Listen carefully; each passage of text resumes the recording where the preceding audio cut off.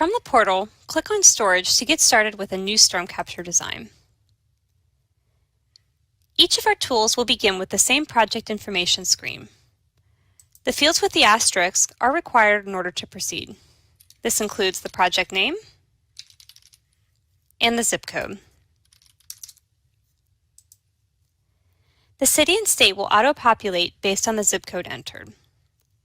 Click Next to move forward with the system design parameters.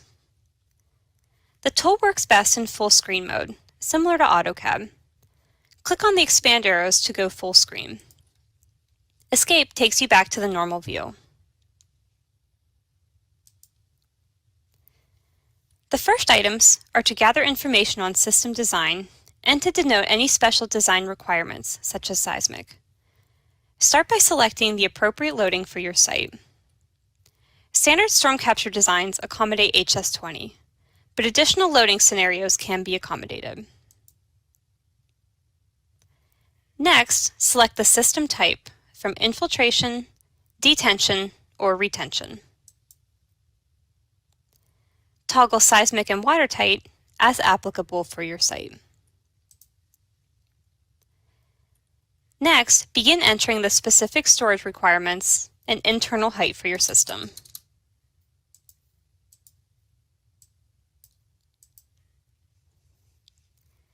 Based on the volume and the height of the system, the tool will provide you with the nominal storage capacity per module and the estimated number of modules required to achieve that volume. The last step to setting up the design is to enter the system invert or system floor elevation.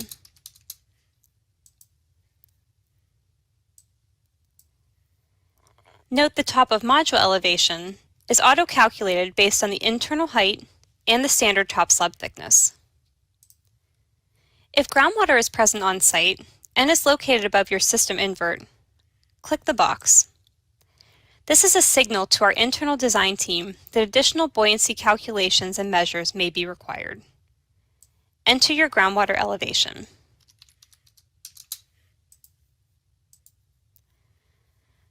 Once the system parameters are set, it's time to set up the layout.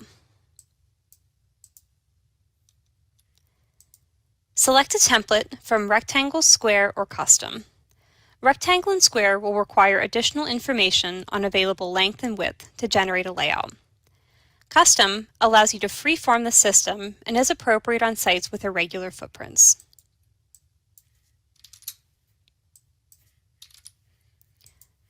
Once your length and width are entered, click Generate Layout.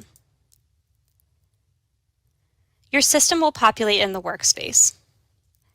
A summary of the design is shown directly above, detailing the current volume and the module count. From here, you can add modules or upload a site plan through the drawing setup. Once uploaded, set your drawing sheet size and scale.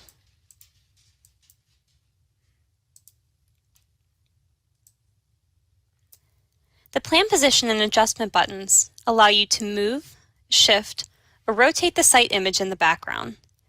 This is especially helpful when your footprint is not perpendicular with the page. The next step is to drag your storm capture system to the desired location on the site plan.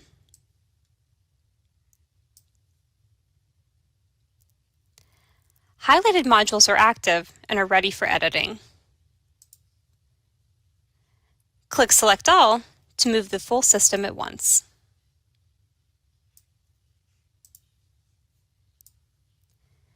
To adjust your layout or footprint, you can select individual modules and relocate them as needed.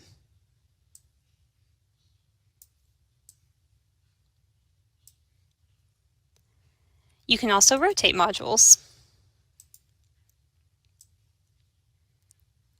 Snap locations are highlighted with circles and provide guidance on how modules can be connected.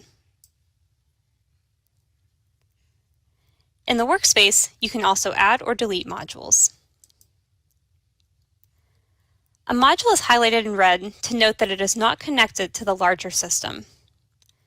Drag it to the desired location. Note that the volume at the top of the workspace will update as modules are added, deleted, and relocated.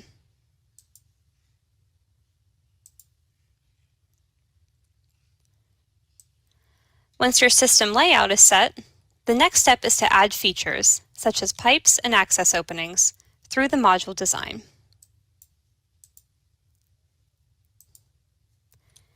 Start by selecting the module you would like to add a feature to. Add an inlet pipe and access by clicking on the boxes. We'll start with adding an inlet pipe. You can add up to 4 per module. Click Pipe 1 to begin editing that specific information associated with the inlet pipe.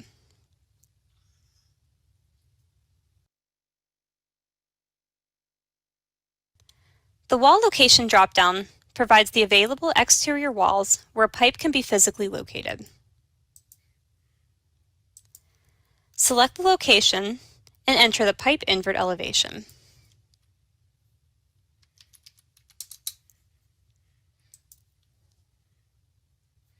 Next, select the pipe type.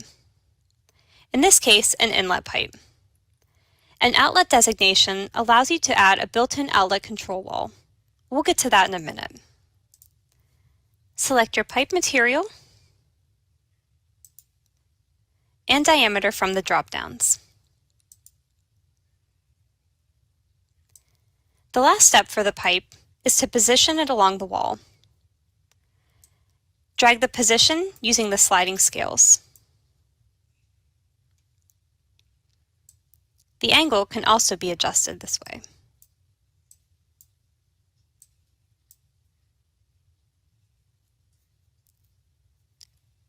Once the inlet is set, click Update. Using that same approach, we can add an access opening to the module. You can add up to 2 access per module. Click Manhole 1 to begin editing the specific information associated with that access opening. Similar to the pipe location, the manhole location is set by the drop-down. Next, select the access type.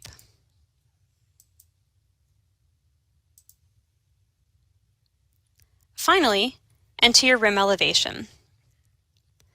Note that the tool provides a minimum rim elevation based on the top of your system with 6 inches of minimum cover.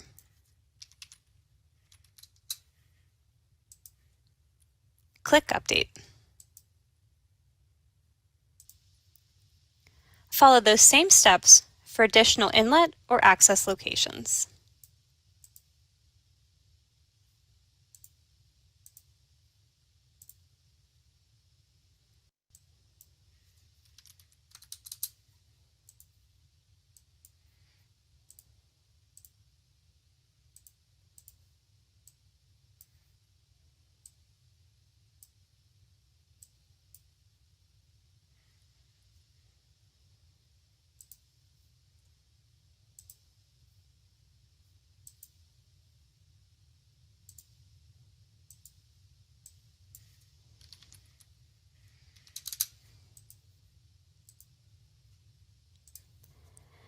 Storm capture systems can accommodate built-in outlet control walls, helping to save additional and separate structures on site. To add one to your system, begin by setting your outlet pipe location.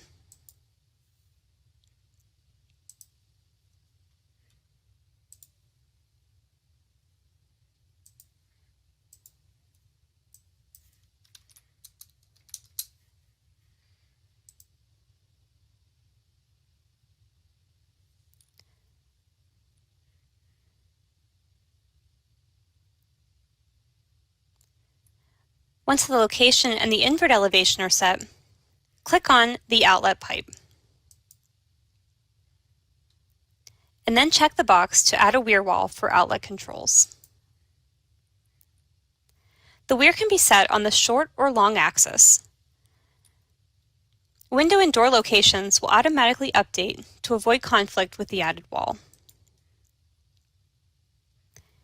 In our example, a long axis configuration will work best given the location of the outlet pipe. Finally, set your outlet pipe parameters and position.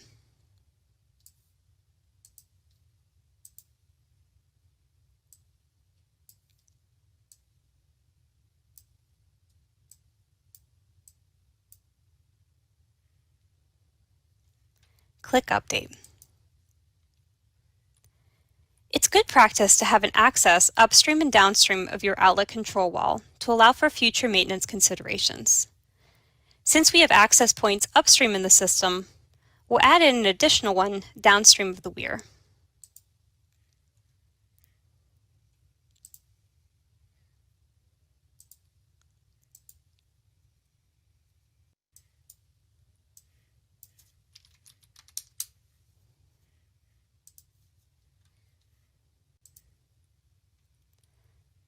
Once all features have been added to your system, click Next. You can either save to continue on at a later time, or you can request drawings. Saved designs will be available on your dashboard. If you're ready to complete this project, click Request Drawings.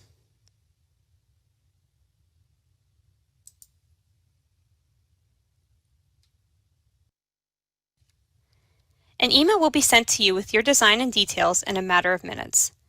These will also be available for direct download from your dashboard.